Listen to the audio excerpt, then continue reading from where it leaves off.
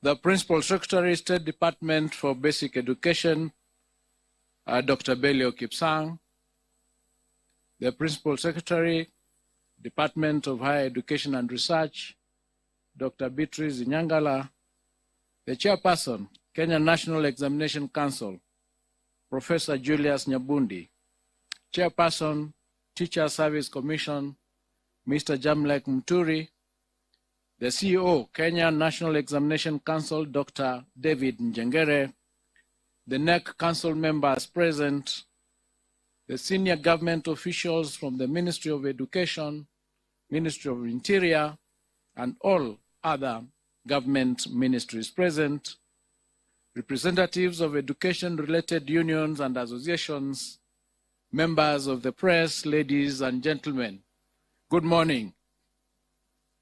For the first time in more than 30 years, I stand here today to speak about a secondary school subsector which henceforth faces a massive transformation arising from the first implementation of the competency-based education.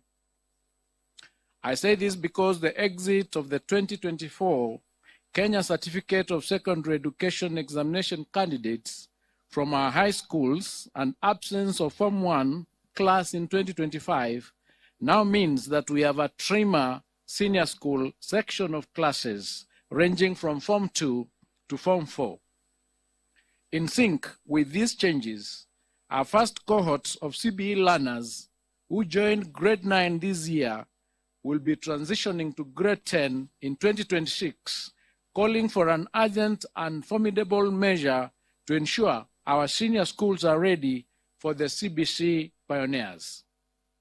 With the release of the 2024 KCSE results today, we have started a gradual phase out of an examination that has been offered for 35 years, with the last one expected to be held in 2027. I therefore wish to immensely thank all our education sector stakeholders who have year after year put their best foot forward to ensure they adequately prepare our KCSE candidates to administer the annual examinations ever so successfully and smoothly. Today, we are releasing the 2024 KCSE examination results for the 962,512 candidates, all of whom we have cleared to join various higher learning institutions to pursue careers of their choice. For in our education system, we have created space for all our KCSE graduates, irrespective of their grades, in line with our government mantra of leaving no one behind. With immense gratitude, I register my appreciation to His Excellency the President, Dr. William Ruto, for entrusting and fully supporting our team to implement critical reforms in the education sector. Given that the education sector impacts each household at an individual level, I have promised to meticulously lead the sector in the rollout of the reforms proposed under the Presidential Working Party on Education Reform with precision and success.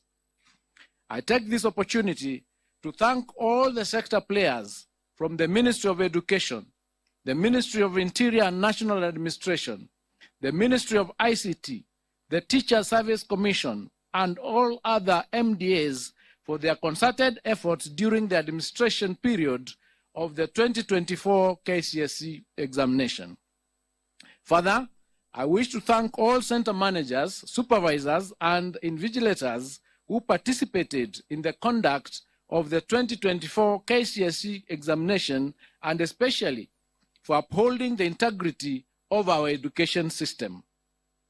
Before I delve into the 2024 KCSE examination, pardon me to touch on a few other issues affecting the education sector. The start of the 2025 academic calendar year on Monday, January 6, 2025, marked an incredible watershed in our sustained implementation of CBC. As a government, I am proud to announce that we surmounted the expected challenges in efforts to place all the 2024 grade 8 learners in classrooms at grade 9.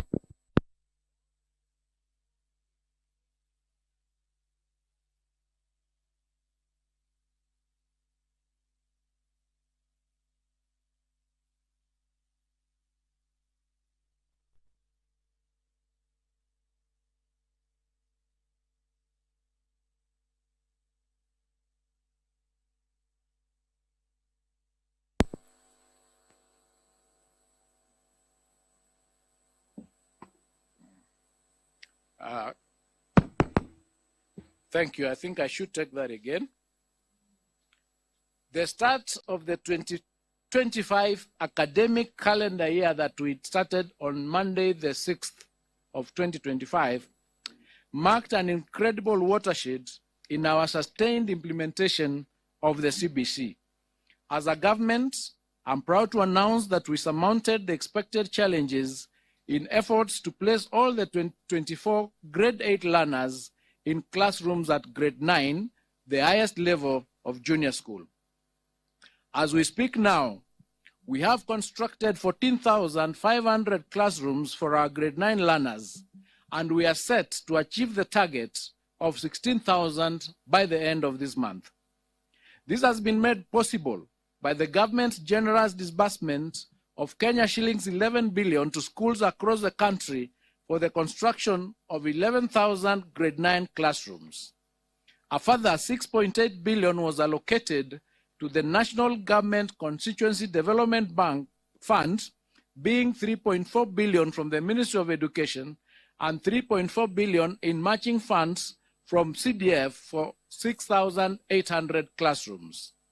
Further, the 18 constituencies in Nairobi have been allocated a total of 1 billion Kenya shillings for infrastructure development through the National Government Constituency Development Fund. I wish to most sincerely thank all our members of Parliament for their outstanding cooperation and efforts in the construction of the classrooms for junior school. Additionally, the ministry will construct a further 7,290 classrooms to address the increased enrollment to ensure smooth transition for the cohort. The ministry has also procured 9,926,618 textbooks for grade 9, which have been distributed to schools, with the exercise expected to be completed by the end of this month. I have directed the Kenya Institute of Curriculum Development to work robustly and ensure that all required textbooks and other instruction materials are available for use by our learners. Having successfully transitioned to the highest level in junior school, our focus will now shift to starting off senior school in January 2026. Under the senior school, we are expected to mount 3 pathways for our learners. These are the STEM pathway, the social sciences pathway, and the arts and sports pathway. As part of our preparations, we have already worked on guidelines for the transition and placement of learners to grade 10. To ensure that all key players have taken part in the formulation of the guidelines, we will be subjecting the draft documents to a stakeholder validation exercise from February 2025. The Ministry of Education has noted with great concern a disturbing situation where some senior schools are returning to the banned practice of charging levies. I wish to put it on record that the government will not condone the practice and will take stern action against school administrators who are found to be levying extra charges on parents. I must emphasize that the fees charged in our secondary schools remain the same as was the case in 2024. As promised last week, the Ministry of Education is liaising with the National Treasury to ensure that 48 billion Kenya shillings capitation grants for our primary, junior and secondary schools levels for Term 1, 2025 are disbursed using the data captured under our National Education Management Information System. I wish to state that the government has kept enhancing measures aimed at ensuring high levels of efficiency and effectiveness in the administration of national examinations. Starting this year and following extensive stakeholder consultations, I wish to announce that Kenya National Examination Council will introduce a mid-year series of the KCSE examination to be administered in July every year. The examination will target candidates wishing to repeat the KCSE examination and those who may have missed sitting in examinations due to sickness or other unexpected hardships. Adult candidates may also consider registering for the July series examination from this year. As part of aligning our examination process with best global assessment practices, the ministry is working on integrating the use of orbit readers and phase out Braille machines in the administration of the KCSE examination to candidates with visual impairments. I now wish to provide an overview of the performance of the 2024 KCSE examination cohort. During the 2024 KCSE examination, a total of 962,512 candidates sat the examination compared to 899,453 candidates in 2023. This represents an increase of 64,553 candidates, or 7.19%. Out of the candidates who sat for the 2024 KCSE examinations, 480,310 were male, while 482,202 were female, representing a 49.9% and 50.1% respectively. This is the first time since inception of KCSE examination that female candidates are more than the male candidates. During the year 2024, the KCSE examination, 14 counties had a significant entry of more male than female candidates. These counties include Garissa, which had 62.8% against 37.17%. Mandera, 63.83% against 36.17%. Wajir had 60.27% against 39.73%. Turkana had 59.64% against 40.36%. Samburu had 53.41% against 46.59%. Narok had 52.77% against 47.23%. Homa Bay had 52.81% against 47.19%. West Pokot had 53.52% against 46.48%.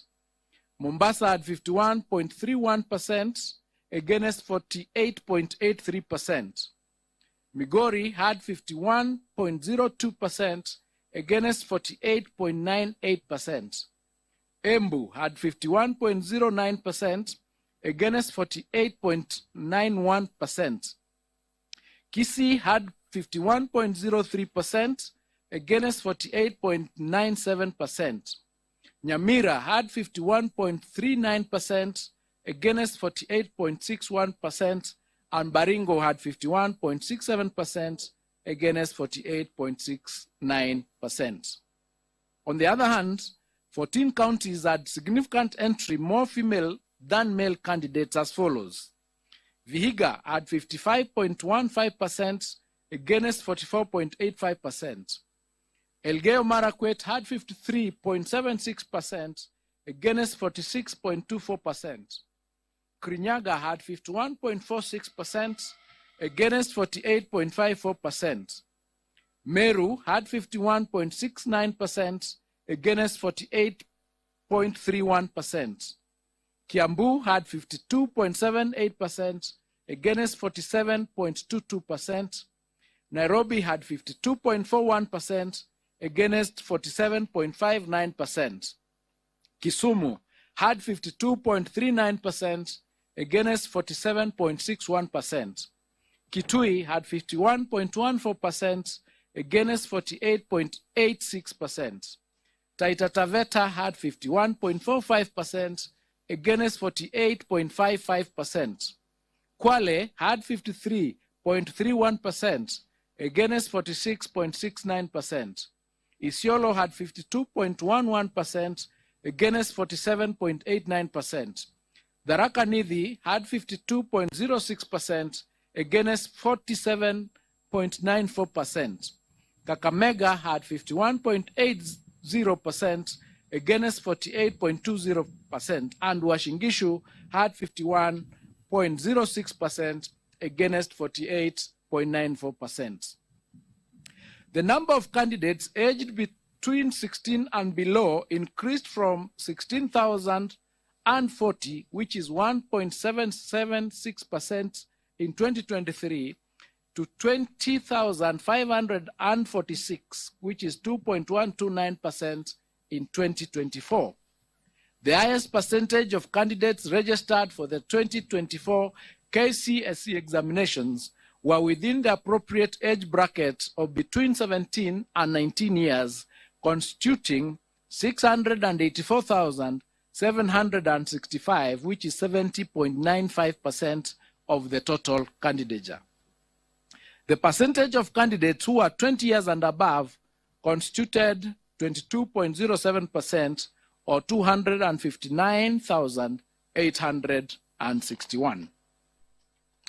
Out of the 30 subjects offered in 2024 KCSE examination, 17 subjects recorded a significant improvement in performance.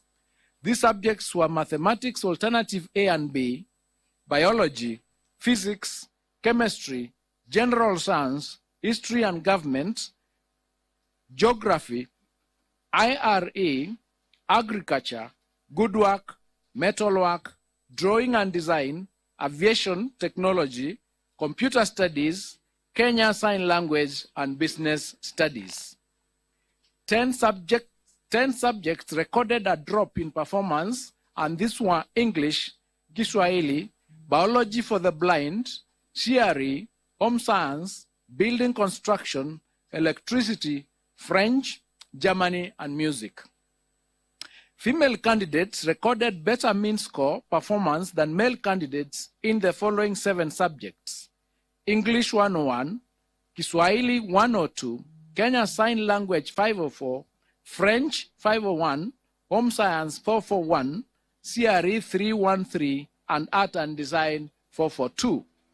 Male candidates, on the other hand, recorded a better mean score performance than female candidates in 23 subjects, and these are mathematics alternative A and B, biology and biology for the blind, physics, chemistry, general science, history and government, geography, IRE, woodwork, metalwork, building and construction, power mechanics, electricity, drawing and design, aviation technology, agriculture, computer studies, German, Arabic, music, and business studies. As it was in 2023 KCSE examination, the 2024 KCSE examination results have been graded using the reviewed grading system, in which the overall grade at KCSE examination has considered mathematics the best performed language among 3, that is English, Kiswahili, Kenyan Sign Language, and the best performed 5 subjects. There were 1,693, or 0.18% candidates who obtained an overall grade A in the year 2024 KCSE examination, compared to 1,216, or 0.14% candidates in 2023. The number of candidates with direct university entry qualifications of grade C+ and above was 246,391, translated to 25.53% in the year 2024, compared to 201,133, which is 22.27% in the year 2023. And this is attributed to the improved or new grading system. The number of candidates with grade C minors, which is TVET diploma and above, was 476,889, translated to 49.41% in the year 2024 KCSE examination, compared to 401,216, which is translated to 44.42% in 2023. The number of candidates attaining a pass grade, which is grade D plus and above, was 605,774, which is 62.76% in the year 2024 KCSE examination, compared to 526,222, which is 58.27% in 2023. To enhance the credibility of the examination process, for the first time, candidates' examination question papers was personalized and anonymized. This helps to improve objectivity during marking and holding candidates personally responsible for any irregularities. There were 840 candidates who were involved in examination irregularities in 2024, and their examination results have been cancelled. The Council is empowered in law as provided in the Kenya National Examination Council, Handling of Examination Irregularities, Rules of 2015, Legal Notice number 132 of 2015, Rule number 8, to withhold the results of any candidate or examination center suspected of having been involved in an examination irregularity or malpractice pending completion of investigations. To this end, the results of 2,829 candidates suspected to have involved in the examination irregularities have been withheld pending completion of investigations that should be completed within a period of 30 days from the official release of examination results, which is today. It is unfortunate that a few contracted professionals and teachers are still insistent on ruining the future of our learners by subjecting them to examination malpractices. 91 contracted professionals were reported to have been involved in aiding examination malpractices. Firm disciplinary action will be taken against such teachers. Individual 2024 KCSE candidate examination results will be accessed online through a secure link on the KNEC website or directly through the following website: https://results.knec.ac.ke. Candidates will be required to enter the candidate's index number and any one of the names as per the registration data for the 2024 examination results. The results will be available immediately after the end of this function. Any candidate with difficulties in accessing individual results is advised to call KNEC toll-free number 080-0724-900 or 080-0721-410. It is now my humble duty and privilege to declare the 2024 KCSE examination results officially released. I wish all the candidates success in their future endeavors, and I wish all of you a happy new year 2025. Thank you and God bless you.